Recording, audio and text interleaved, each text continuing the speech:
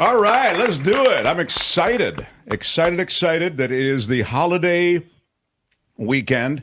It's a big movie weekend. I think the studios really count on people going to the movies. And we welcome in a guy who knows every kind of film. Really, I'm talking about the comic book, the DC universe, the Marvel universe. Heard a great story about Stan Lee last night. I may get it into the mix in a future show. But this guy also knows the subtitle movies, the sophisticated stuff. He comes and goes on a rainbow. How about it for the great culture blaster, Michael Snyder? And good afternoon, everybody. And here we are, a couple of white guys hanging out on Black Friday. I feel like... it's not that kind of black, but thank you. Okay. I feel like I should be out shopping instead of hanging out with you, but it's okay, baby. Yeah. By the way, you've got to be buoyed by the 49ers. Oh, Lordy, that was a good game. And it actually put a few demons to rest. A number of years ago, there was a Thanksgiving game between the 49ers and the Seahawks on the newly christened Levi Stadium. The Seahawks won, and in a moment of arrogance, Richard Sherman, who was at that point arch enemy number one as a member of the Seahawks, and Russell Wilson, the Hobbit himself, ate turkey legs on the Niners logo. It drove people crazy. So lovely to see the... is that a real thing, or did you make that up? It's an absolute real thing. I remember Sherman did something. Was it that? No, it was they ate the turkey legs on the 49er logo at the 50-yard line, and people were in an uproar. So how wonderful that the tables were turned and our stars gathered to chow down on turkey. And as according to Christian McCaffrey, it was moist and delicious turkey. He couldn't believe how they kept it warm. And it was, anyway, if you did watch the show post game,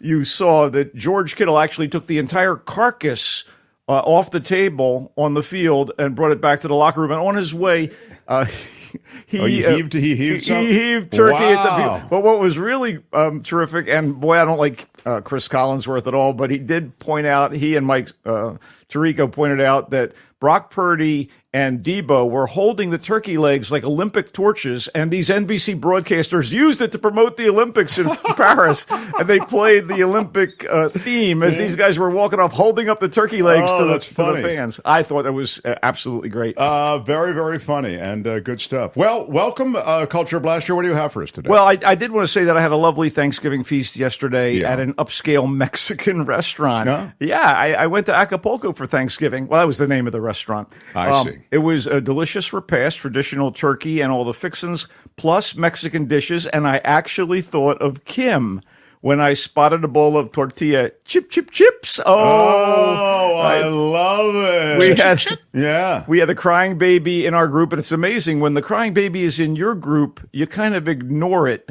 And so I kept eating, and people at surrounding tables were in an uproar. It sounds very nice. It was a really lovely time, and I had a great time with friends and family. And let's get to some movies. What do you say? Please. Okay, let's start with Wish.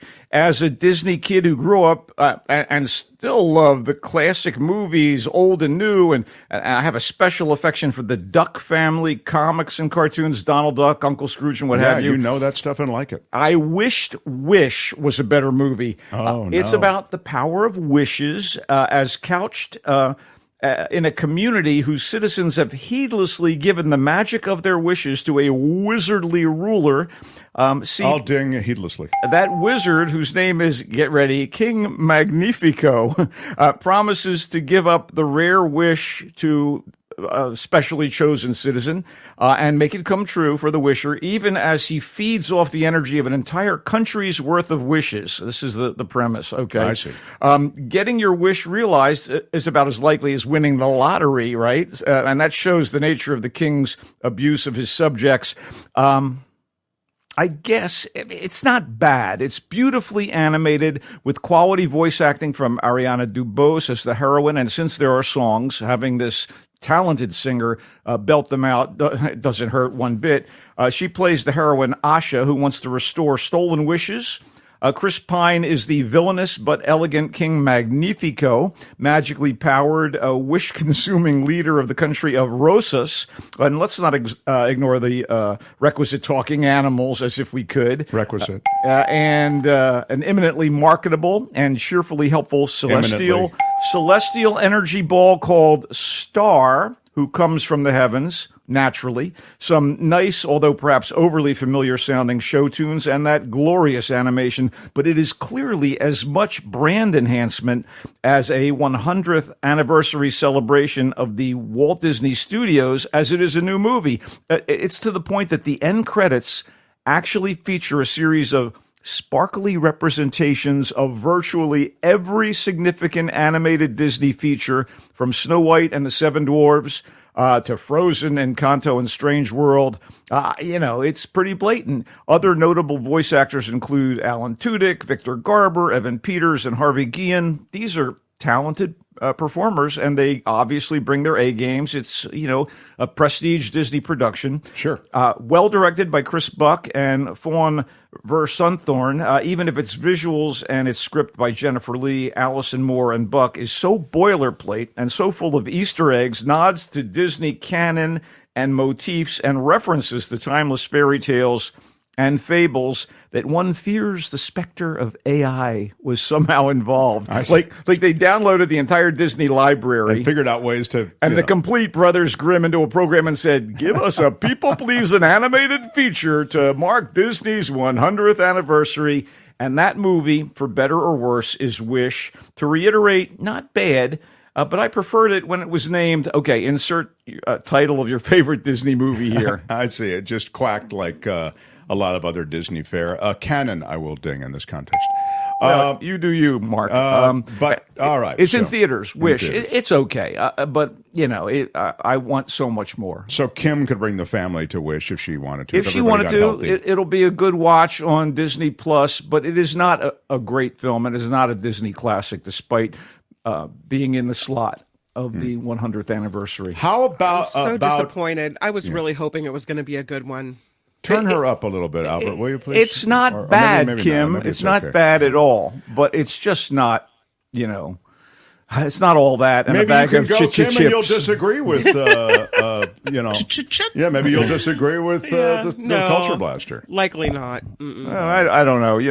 We'll see. So Culture Blaster, what about Napoleon? Okay. This is a big movie that I'm curious about. I know. Seemingly intended as a kind of sprawling survey of a legendary life, Napoleon comes to the screen, big and eventually small, from veteran director Ridley Scott. Okay, this guy, Gladiator, Alien, Thelma and Louise, Blade Runner, and The Martian are just a few highlights of his career. So he teams with screenwriter David Scarpa to ostensibly tell the tale of Napoleon. Ostensibly. It runs 2 hours and 28 minutes, and it's set in a meticulously produced late 18th and early 19th century France and Europe in general. So that's done very well. Beautiful. Saying. Meticulously. The cinematography is gorgeous, with elaborate and expertly executed battle scenes and significant historical incidents recreated. You get kind of terse and sometimes droll, amusing moments of intimacy between the Corsican-born French army officer who would conquer much of Europe and become Emperor of France, Napoleon Bonaparte.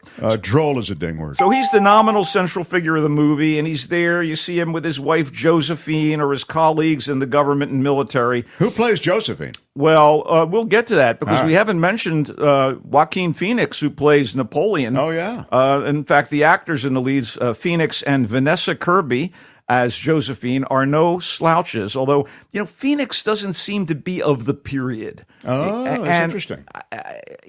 I felt him to be a little light on the preternatural forcefulness and gravitas needed to play such a preternatural, powerful and driven person. Mm-hmm. And while Phoenix comes off as kind of short in these respects, he never appears as short as we're always told the real man was. So I'm watching. How tall was Napoleon? Do you know? I don't know, but I'm watching it thinking, where's the Napoleon complex? I know how. But wait a minute. I'm asking all of you in the chat. How tall was Napoleon? It's a Mark Thompson time waster, ladies and gentlemen. Classic Mark Thompson time waster. We do these during Snyder. Do you know, Kim? Do you know how tall Napoleon was. He's got this reputation, and Snyder's just done it, taking a shot about how short he was. I'm going to say 5'3". 5'3" is the guess from Kim. Anybody in the chat want to take a guess? I will give you a few seconds to try to guess how tall Napoleon was. 5'7" says Kathleen Bryant. 5'6" says shadow producer Calvin Wong, and he is right. 5'6" is the answer. That is not so short. So we've been misled over the years. That's exactly why I asked the question. It's not, he wasn't super short. But anyway, go ahead. Anyway, he was complex. But anyway, yes. As for the rest of the cast, it's fine. In fact, Ben Miles from Andor, The Crown and Coupling, Tahir Rahim, so amazing in The Serpent, and Francis Ludivine-Seigne of numerous significant French movies and the recent TV series Lupin. All actors I admire are among the supporting players. Yet when it was over, I felt a little numb. As much as I appreciated a number of its epic moments as played out on the IMAX screen where I saw it. Wow. I'll bet it's spectacular. I felt that it never really let me know what made Napoleon tick, what drove his hunger for power, although it does suggest that trying to hold on to Josephine and hold sway over her when she seemed to have him kind of wrapped around her finger was maybe a motivator of sorts. And the occasional silliness in the dialogue and some of the interplay that Napoleon has doesn't so much humanize the character as create shifting tones that undermine the movie's coherence. Again, it's a movie about the Emperor Napoleon, his battlefield exploits, and his great love for Josephine, and it seems to lack gravitas, or maybe it hopes to find it in explicitly violent, bloody action sequences, which are there in spades. As lengthy as the movie is, we're never shown much of his early life, which might have offered more clarity about him. Although it's linear and kind of chronological in its portrayal of the rise and fall of Napoleon, it kind of felt like stuff was missing. So, as prodigious achievements go, Scott's Napoleon looks like one, and many of the pieces are impressive in an isolated way. And to be fair, Scott says that there's a longer miniseries version of this Napoleon that may show up on Apple Plus, whose studio is one of the production entities behind the movie, which suggests that what's in theaters now is an edited down version of the project. And if that's the case and the whole thing is made available, I will watch the whole thing, despite my quibbles about the feature film. Wow. It's in theaters in multiple formats, including 70 millimeter and, as mentioned, IMAX. And if you are going to see it in the theater, go see it in one of those big formats because visually is stunning. Kim? You know who liked this movie, apparently? The French. It had a huge opening in France. Took in 1.019 million from 120,000 tickets sold opening day on Wednesday. There's so never been in France, anything like this. They wanted to go see it. Let's be straight up about this, Kim. If it was a movie about Maurice Chevalier, it also would have done really, really well. The French love their own, man. Oh, man. Something that's far more my speed than Wish or Napoleon. And again, I went into both of those thinking, oh, man, I'm excited. Yeah, you were to see excited it. about both. Both of them. Saltburn, the darkly humorous and a cheerfully perverse follow-up to the Oscar-winning filmmaker Emerald Fennell's similarly twisted and compelling movie Promising Young Woman, which you may recall starred Carey Mulligan as a woman who is abused by men and becomes a sort of avenging angel. So Saltburn is sort of the flip side to Promising Young Woman. In Saltburn, Oliver Quick, a nebbishy student at posh Oxford University, a place you know, Mr. Thompson. Yes. That's why I'm wearing this Rhodes T-shirt today, by the way. Oh, very impressive. Yes, I was well, educated at Oxford. partially. Anyway, this guy Oliver becomes enamored of a wealthy golden boy type named Felix Catton, and Oliver, played by Barry Keoghan, who always plays these freaks and geeks in movies like The Killing of the Sacred Deer, The Banshees of Inisherin, The Batman. He's like, at the very end of the recent Batman movie, he's the Joker. So this guy is quite at home playing weirdos and misfits. He's doing his best to be accepted, the Oliver character, to be accepted by Felix, who is played by Jacob Elordi, by the way, a guy on the rise, most recently playing Elvis in the Priscilla movie. And the ploys by Oliver work. When the semester ends, Felix invites Oliver to join him and his aristocratic family at their lavish estate, Saltburn, for the entire summer. So the family includes, get ready, Rosamund Pike and Richard E. Grant as Felix's mother and father, Elsbeth and Sir James. I love those actors. Alison Oliver as Felix's sister, Venetia. Archie Madekwe as Farley Start, who is Felix's American cousin. Paul Reese as Duncan, Saltburn's butler. And Carrie Mulligan reuniting with Fennel as Pamela, an eccentric friend of the Cattons. It's like she's channeling Helena Bonham Carter. I'm like, wow, is that Helena Bonham Carter? Yeah. No, it was Carrie Mulligan. Anyway, some of them are wrapped up in their hedonistic pursuits. Some are suspicious of Oliver, even as Felix and his mother appear to welcome the misfit. As the sniping and sarcasm and the regular behavior of the rich and feckless ramp up, Saltburn, the estate starts to feel like a powder keg with a lit and ever-shortening fuse. And Saltburn, the movie, gets ever more cutting in its takedown of the class system, profligate lifestyles, social climbers, and general moral decay. Keegan, like I said, is no stranger to playing weirdos, and he's equal parts riveting and disturbing as Oliver. He'd be reason enough to see the movie, but the other characters are so well defined and performed by the rest of the cast, and the writing in general is so sharp that Saltburn almost burns itself into your consciousness as you watch it.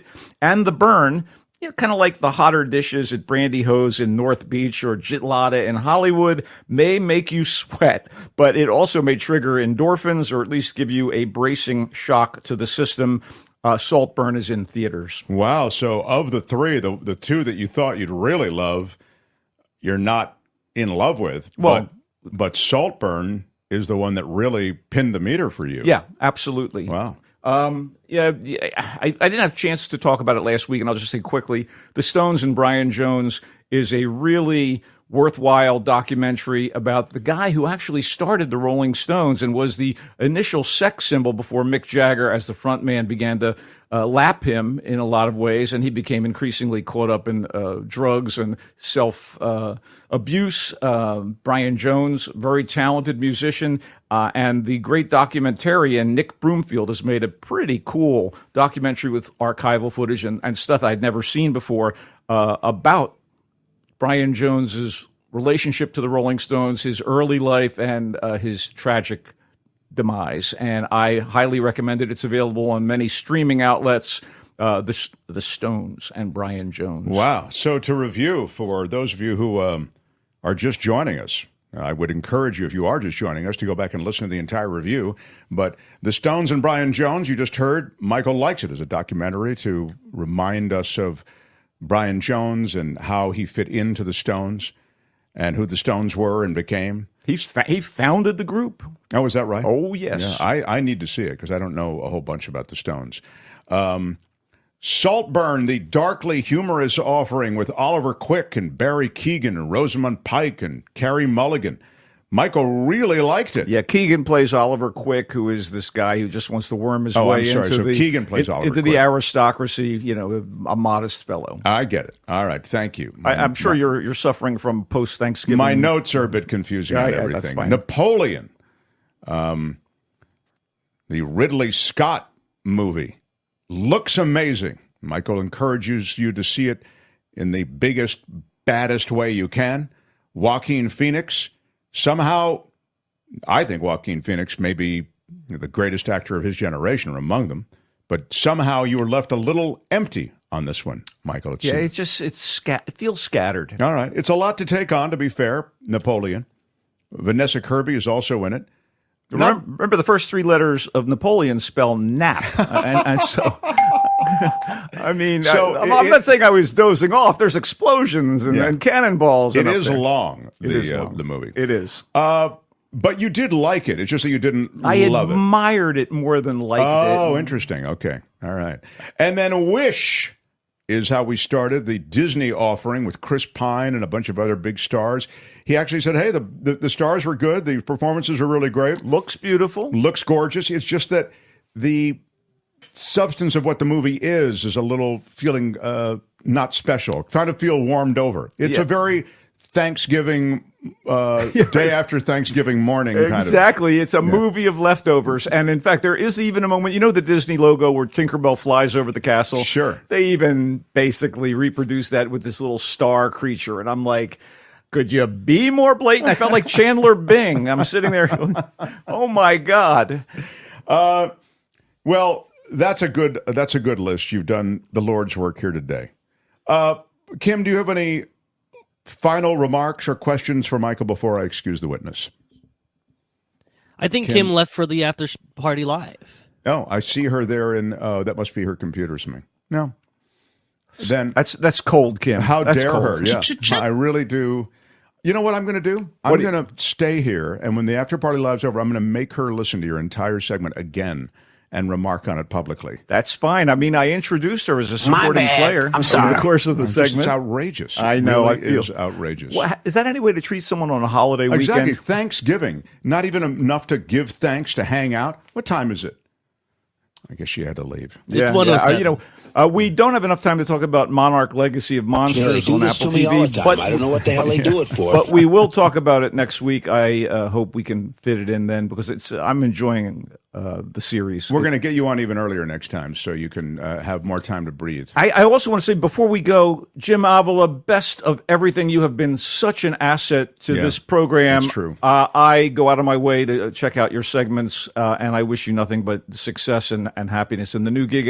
And can you come back and talk about non-sectarians, things that aren't specifically editorial on your part? Just talk about the hard news. Remember when newscasters talked about the hard news? Remember that? And didn't have an opinion? Michael, we love you. Go Niners. Woo! Comes and goes on a rainbow. Bye, Michael. Have a great weekend, everybody. Yeah, right on.